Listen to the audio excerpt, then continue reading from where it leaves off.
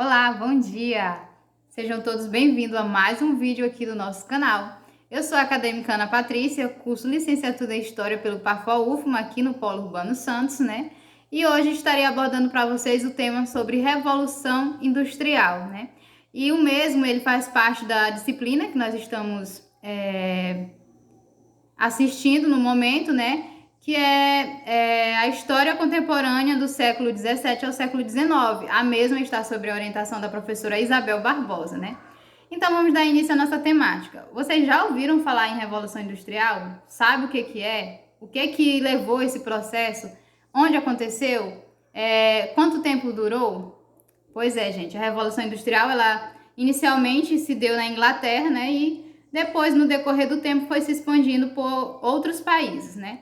Ela aconteceu em 1760, né? E uma das coisas que alavancou, assim, a questão da Revolução Industrial foi a invenção da primeira máquina a vapor. Essa máquina a vapor, ela produzia tecidos, né? Ou seja, trabalho que era de várias pessoas, que as pessoas iam demorar vários meses ou, quem sabe, ano para produzir tecido, né?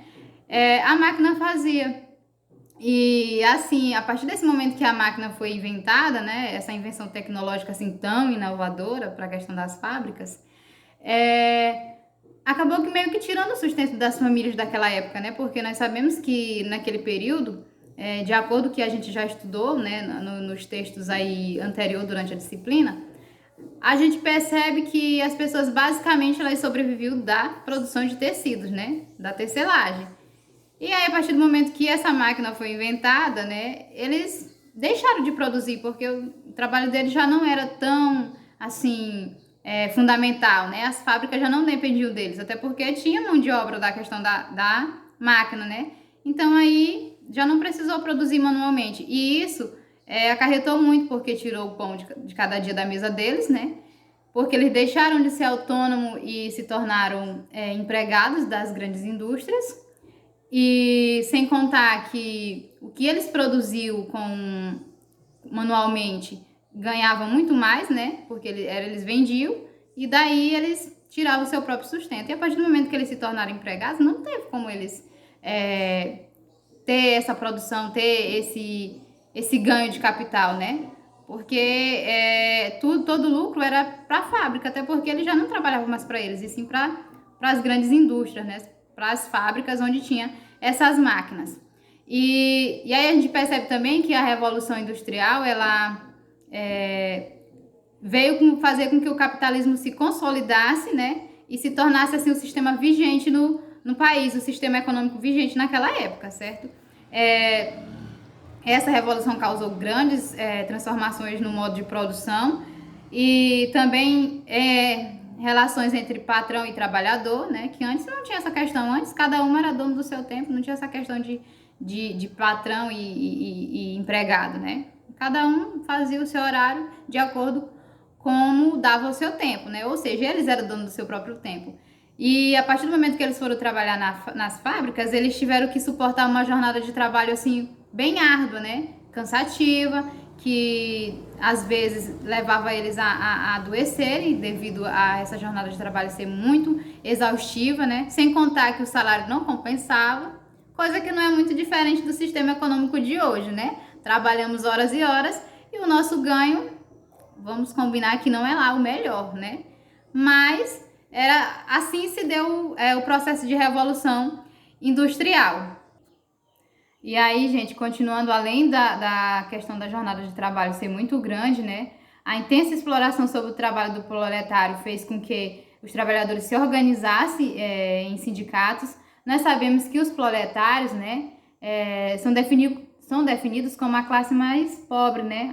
A classe minórica, né, da sociedade, ou seja, a ralé, né? Vamos falar no popular mesmo, né? A ralé, a classe mais pobre, né? E os grandes donos de indústria, eles se aproveitavam disso, né? Exploravam mesmo sem dó e nem piedade. E aí, para eles reivindicarem os direitos deles, eles criaram sindicatos, né? E dentro desse sindicato havia dois movimentos, né? Foram dois movimentos assim que se destacaram muito no século XIX, que foi o ludismo e o catismo, né? Dois movimentos assim que realmente foram de grande relevância na Revolução Industrial. E aí sem contar também que aconteceu aconteceu de maneira pioneira na Inglaterra, né? Assim como a Revolução também, que se deu início lá na Inglaterra, essa questão do movimento dos trabalhadores aconteceu assim também primeiramente lá, né?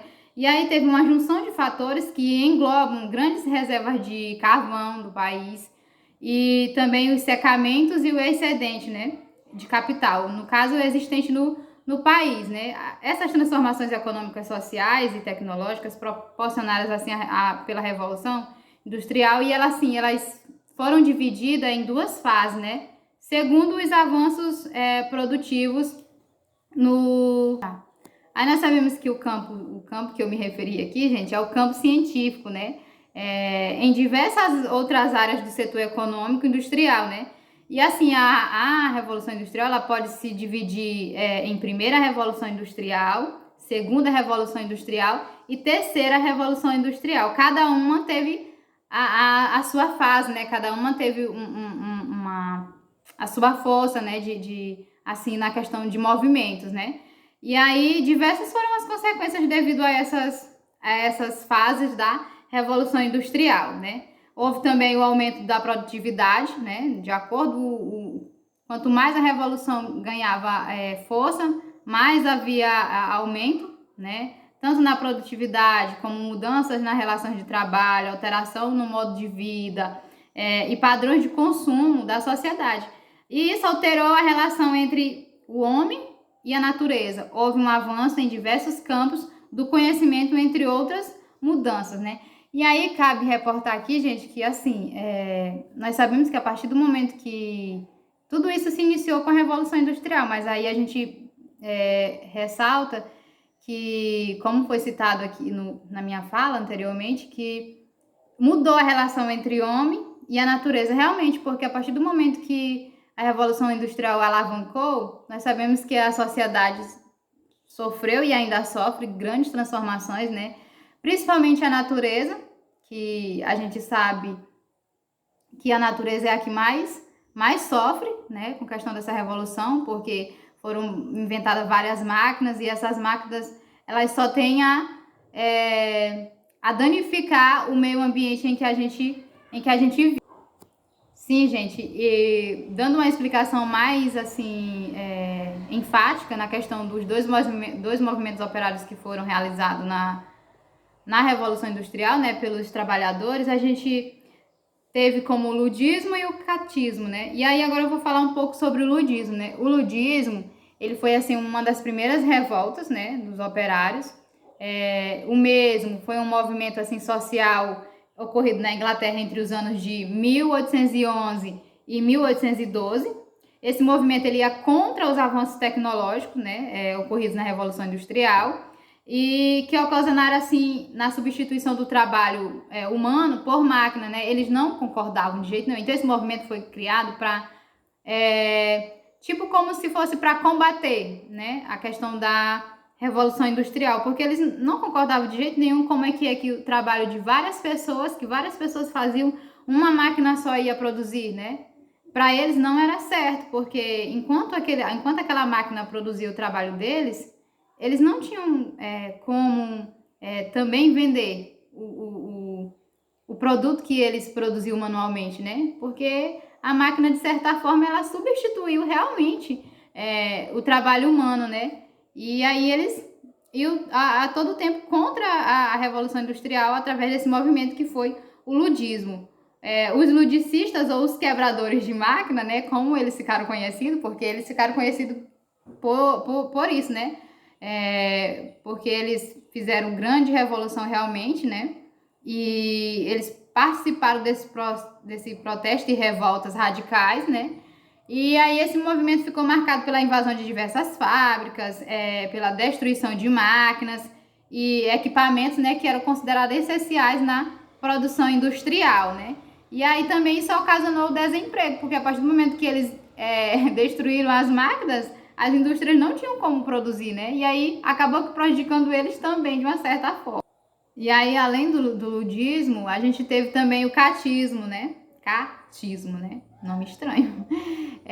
Também foi um movimento, né, que ele era constituído por uma associação de operários e derivado das mudanças trazidas pela primeira Revolução Industrial, né? O movimento catista, ele reivindicava os direitos políticos dos operários, como o sufrágio, né, universal, que era, na época, era o direito ao voto, né? E esse voto era secreto. E melhorias também nas condições e jornadas de trabalho, né? Então, esse era uma das principais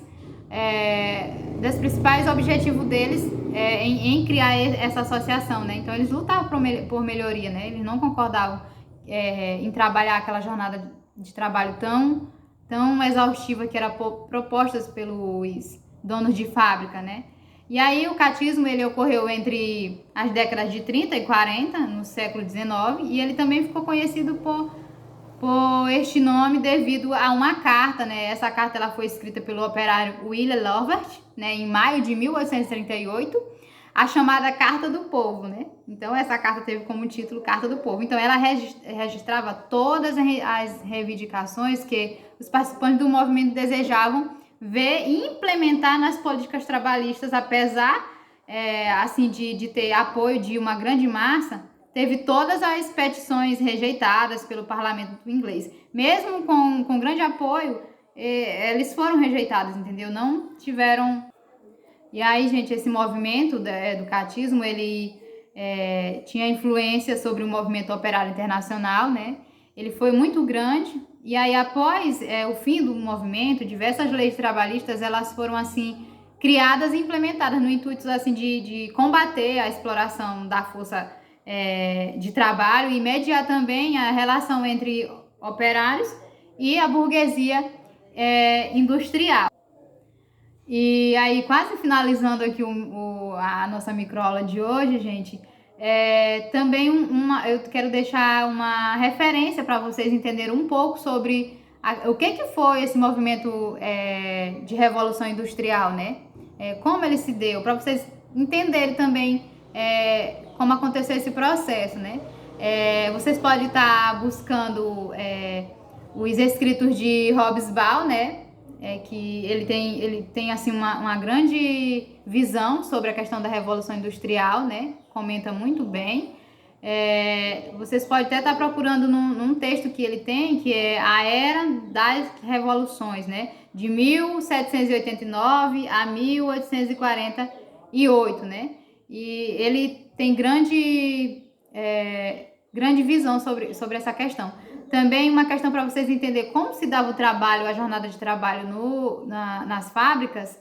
Nós temos o filme Tempos Modernos, né? Que ele é um filme assim muito engraçado a princípio, pra gente para quem não tem um olhar assim crítico, ou até mesmo para quem não entende, vai achar muito engraçado, vai dar muita risada, né?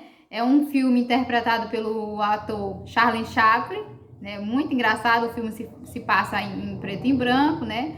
Numa indústria, numa fábrica, onde tem vários operários e onde a jornada de trabalho é intensa, tão intensa, que eles acabam ficando com problemas, né? Tanto mentais como físicos, né? Por não suportar as condições de trabalho que é oferecida na fábrica, né? E onde também o dono da indústria, o que interessa para ele é a produção. Quanto maior a produção, maior vai ser o capital para ele. Então, quanto menos tempo os operários ficarem parados e mais tempo trabalhando, melhor vai ser para ele, né?